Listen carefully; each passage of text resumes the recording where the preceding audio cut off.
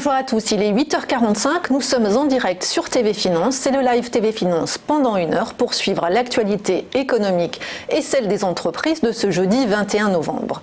Au sommaire de l'émission des interviews, nous retrouverons tout à l'heure Nathalie Chaponnet, fondatrice de Scaling Up, qui nous expliquera comment une entreprise doit gérer sa phase de croissance pour transformer l'essai sur le long terme.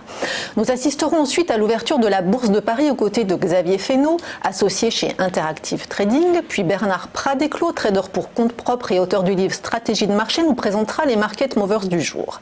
Rina Marceau, fondatrice de Human at Heart, nous donnera ensuite les clés pour reformater la culture des entreprises et replacer l'humain au cœur du système. Enfin, juste après le live, nous retrouverons Christophe Grosset de Unicredit pour une émission dédiée aux produits de bourse et qui sera suivie par la matinale de l'entrepreneur avec Olivier Sibony, président fondateur de Mercure Finance. Mais pour commencer, quelques news économiques. LVMH relève son offre sur Tiffany. Le groupe français, leader mondial du luxe, a bien l'intention de s'offrir le célèbre joaillier américain. Après avoir été éconduit une première fois au début du mois, LVMH a soumis hier une nouvelle proposition, plus généreuse, à près de 16 milliards de dollars.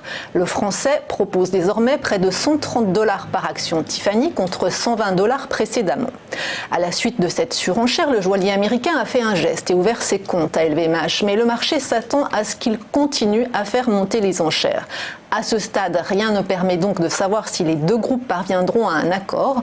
En attendant, hier, après la clôture de Wall Street, le cours de Tiffany grimpait déjà dans les échanges hors marché de 3,6% à 127,75 dollars.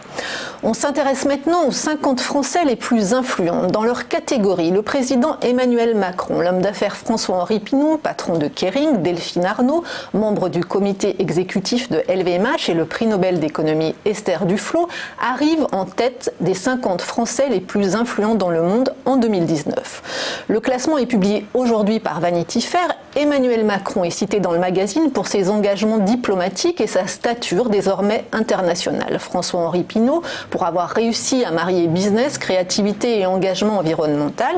Il est d'ailleurs suivi dans sa catégorie par Emmanuel Faber, le patron de Danone, et Axel Dumas, celui d'Hermès. Enfin, Esther Duflo est distinguée pour ses recherches sur les mécanismes de pauvreté et la façon de les réduire. On passe aux bons et mauvais élèves de la zone euro. Bruxelles a épinglé hier 8 pays de la zone euro. La France, l'Italie, la Slovénie, la Slovaquie, la Finlande, l'Espagne, le Portugal et la Belgique pour leurs dépenses budgétaires bien trop excessives au regard de leur économie. Certains de ces pays sont en outre pointés du doigt pour leur dette publique également trop élevée. Selon la Commission européenne, en 2020, l'endettement de la France atteindra 98,9% de son PIB et la dette de l'Italie 136,8% du PIB, presque autant que la Grèce. Au total, sur les 19 membres de la zone euro, 9 pays seulement ont présenté pour 2020 un projet de budget totalement conforme aux règles européennes. L'Allemagne, les Pays-Bas, l'Irlande, la Grèce, la Lituanie, le Luxembourg, Chypre, Malte et l'Autriche. Aux États-Unis, enfin, Boeing en plein trou d'air, la compagnie Emirates, l'un des plus gros clients de Boeing, a réduit hier d'une trentaine d'avions sa commande d'un montant total de 8 milliards d'euros. Depuis plusieurs mois, les nuages s'accumulent sur la flotte de Boeing. Son futur long courrier, le 777X, a rencontré en septembre des problèmes techniques lors des tests, retardant le premier vol d'essai à 2020. En parallèle, son avion phare, le 737 MAX, est lui cloué au sol partout dans le monde depuis mars, à la suite de 2 crashs qui ont fait 346 morts. Or, contrairement à ce que prévoit le groupe aéronautique, l'Agence fédérale de l'aviation s'est montrée hier plutôt prudente sur un retour dans le ciel du 737 MAX en janvier. À ses côtés, 9 régulateurs, dont celui des Émirats arabes unis, participent à la nouvelle certification de l'avion. Retour maintenant à la Bourse de Paris. En préouverture, le CAC 40 est attendu en baisse. Hier, l'indice parisien a perdu 0,25% à 5 894 points.